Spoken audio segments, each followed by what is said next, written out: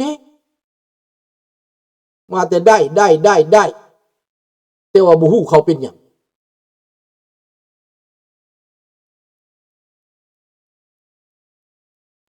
กระเบิงเอาพี่น้องปิงมันกินเลือด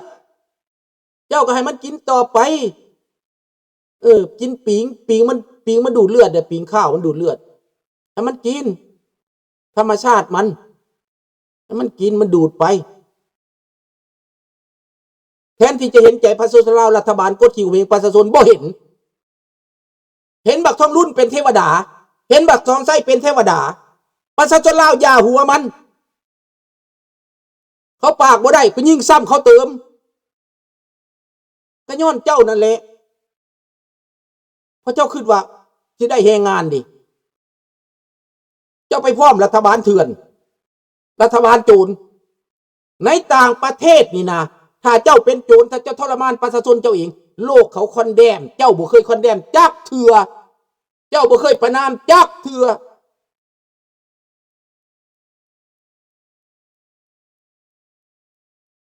เจ้าบ่เคยประนามรัฐบาลเผด็จการนี่จักเถื่อ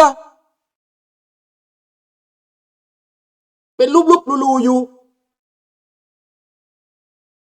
และในเมื่อเจ้าพร้อมรัฐบาลเผด็จการก็แปลว่าเจ้าต่อหัวประชาชนลาวซั่นตัวเจ้าทุ่มเทจะซ้ำเติมประชาชนลาวนะคู่มือนี่บ่ได้แม่นเจ้าสวยเด้ความคิดของเจ้าว่าช่วยพัฒนานั่นนี่เจ้าคิดจะเอาเงินให้มันเอาเงินไปให้มันยืม280กว่าล้านบาทโอเค280ล้านดอลลาร์ได้เพิ่นเอาให้มันยืมน่ะแต่เจ้าไปซ้ำเติมคนลาวได้หั่นน่ะมันบ่ได้แม่นว่าเจ้าให้คนลาวเด้จะให้มันไปกินบันแดกเด้จะให้พวกรัฐบาลเผด็จการนี่มันมีหน้าต่อไปเด้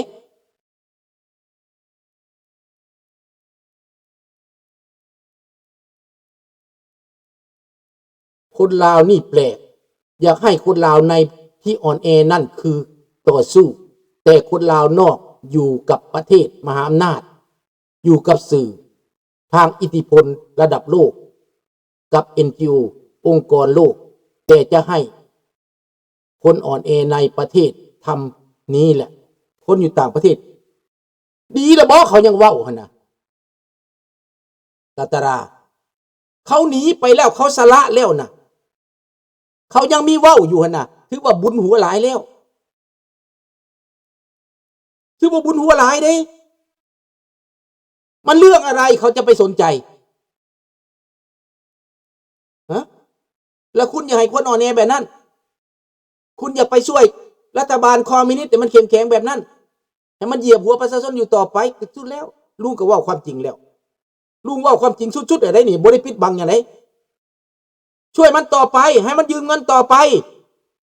ปกปักรักษาพิทักษ์มันต่อไปพิทักษ์คอมมิวนิสต์พิทักษ์เผด็จการต่อไปส่งเสริมให้เผด็จการมันอยู่100 ปี1,000 ปีต่อไปคุณไม่มีเจตนา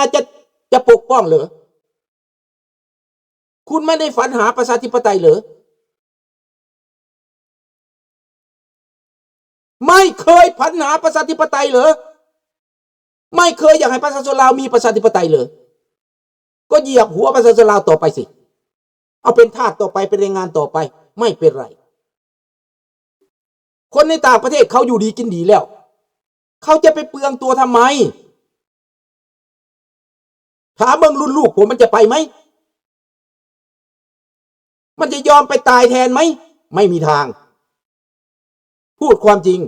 แค่พ่อมันนี่แหละยังลืมไม่ได้นะรุ่นลูกแล้วเขาไปสนแล้วเขาบ่เอาแล้วเขาเบื่อเขานายเขาเบื่อการเมืองเขาเบื่อเผด็จการเขาบ่เอา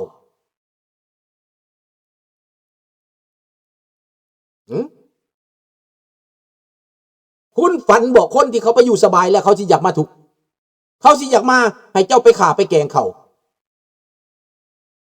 ให้เจ้ามาเหยียดยามเขาสิอยากมาวะให้เจ้าดูถูกเขานะขนาดไปครั้งเดียวก็ยังเห็นแล้วมันมาอยู่ยาวเลยเหรอวะสันเข้ามาอยู่ยาวแปลว่าอะไรเจ้าอิจฉาเขาวะมันมาอยู่ยาวเลยเหรอวะสันเขามาเที่ยวนั่นแหละเจ้าบ่เข้าใจ ถ้าเขามาอยู่ยาวเขาก็มาจ่ายเงินเขาไม่ได้เอาทรัพย์สมบัติประเทศเจ้าตัวขนาดเขามาเจ้าเนี่ยว่าเขามาอยู่ยาวแหมอะไรเนี่ยเอาละคิดเอาให้ไปคิดเด้อพวกเจ้าไปคิดเด้อคำที่ลุงพูดไปนี่เป็นความจริงนะราตรีสวัสดิ์แหละป้าบ่อยากฟังป้าแล้วเบื่อแห้งหลายหากแล้วสิออกปันบักละอิ่มข้าวหลามได้ขายหันมาเลยปันบักละอิ่มข้าวหลามเลยการเมืองนำเน่า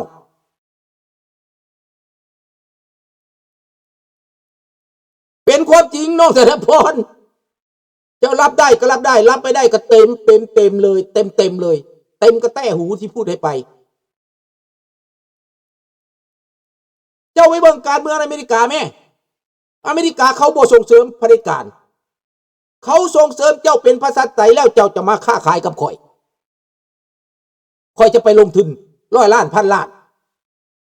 เจ้าเป็นประชาธิปไตยก่อนให้เขาจะลงทุนกับเจ้าได้ถ้าจะเป็นเผด็จการอยู่เขาบ่เกี่ยวเจ้าข่มเหงประชาชนอยู่กับบ่เกี่ยวอิหร่านก็เหมือนกันเจ้าฆ่าประชาชนอยู่ข่อยบ่เกี่ยวกับเจ้าต้องหยุดฆ่าประชาชนกินบางคนว่าอ้าวในอเมริกาเจ้าก็ยังยิงกันตายอยู่เด้สั่นอ้าวก็เจ้าหาเรื่องเจ้าฆ่ายาเสพติดเจ้าปกป้องพวกฆ่ายาเสพติดเจ้าระบบไปเบื้องหลังแหละแมนบ่บุษดีในรัฐมินนิโซตานะอีลันโอมานะฆ่ายาเสพติดคอร์รัปชันต้มเงินรัฐบาลสร้างแก้งขึ้นมากเจาะหูอยู่ใต้ดินพุ่นสร้างเป็นกองทัพเขาจับเจ้าคัดขวางเจ้าหน้าที่ทำงานนี่เจ้าซ่อเรื่องถ้าเจ้าอยู่บ้านเจ้าสิตายวะถามมึงนี้คนอยู่บ้านตายบ่แม้ว่าท่านบุษดีอยู่บ้านเฮ็ดหน้าที่ตัวเองเฮ็ดของกินแซ่บๆให้เมียกินตายบ่ตายเจ้าไปสร้างความวุ่นวายบ้านละเจ้าบ่เห็นเรื่องอเมริกาก่อนเขาสิปราบก่อนเขาสิคลีนนี่นะธรรมดาขี้กระตือกอยู่ในท้องนี่กินยาล้างท้องนี่มันต้องตายแน่นอนได้ตัวใดต้านยาตัวนั้นเลยตายพี่น้องโอเคโชคดีราตรีสวัสดิ์กุดนายบอนนุยฟังแล้วแสบหูเป็นบ่อยากหมักแหละบ่อยากหมักแต่เป็นความจริงเจ้าหลับบ่ได้นโยบายการเมืองแบบนั้นแห้งหลับบ่ได้คำถามคือทำไมให้ไทยเป็นภาระ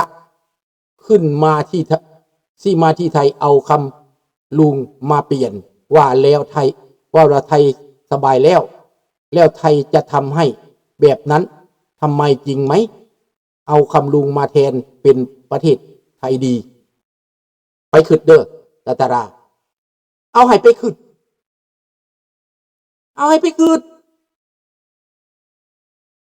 ถ้าคำเบ้าของลุงนี่นะเจ้าขึ้นว่าเอาแรงงานต่างประเทศมาอยู่นี่นะมันมีประเทศใดเห็นแบบนั้นมีแต่ประเทศไทยนี่แหละเจ้าอยากเข้าใจก็เข้าใจคอยบอกเดี๋ยวนี้คอยเห็นแต่ประเทศไทยเนี่ยเอาแรงงานประเทศอื่นมาทำงานในประเทศให้คนไทยบ่มีงานแทนที่จะจ้างคนไทยเองกลายไปจ้างคนลาวกลายไปจ้างคือคนลาวคู่มือนี่เป็นยังว่าจะเป็นปัญหาแทนที่จะจ้างลาวคือกันบ่จ้างไปจ้างแก้วพุ่นคนลาวก็บ่มีงานทำรู้จักไหมความจริงน่ะอันนี้คือความจริง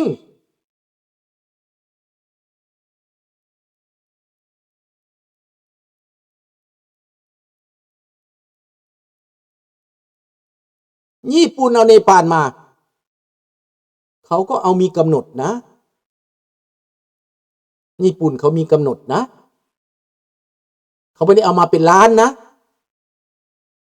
เขาเอาแค่จำกัดโรงงานนะเห็นบ่ล่ะคือว่าเขาช่วยนะประเทศเนปาลก็เป็นประชาธิปไตยแล้วนะเห็นบ่ล่ะเกาหลีเขาก็จำกัดคนไทยไปนี่ไปไม่ถือกฎหมายเขาก็เตะกลับบ้าน าก็เบิ่งอิสราเอลเดี๋ยวเขาก็เอาแต่เขาจำกัดนะ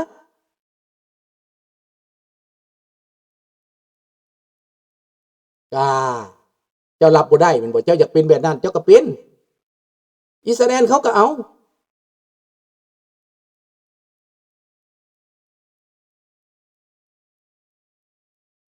เจ้าเบิ่งประเทศที่เขามั่นคงอ่ะนะ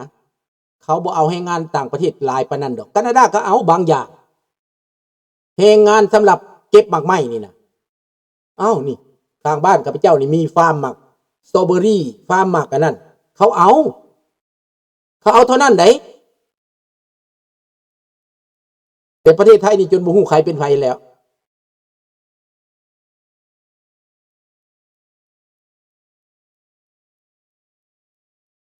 เถียงไปก็บ่ได้หยังดอกตาราเจ้าสิเถียงปากเล้อน่ะค่อยเห็นเบิดโลกกันนี่น่ะเจ้าจะมาเถียงก็ยังเห็นเบิดญี่ปุ่นบ่เกาหลีบ่เขาเอาแบบใดก็ไปเบิ่งเบิดแหละ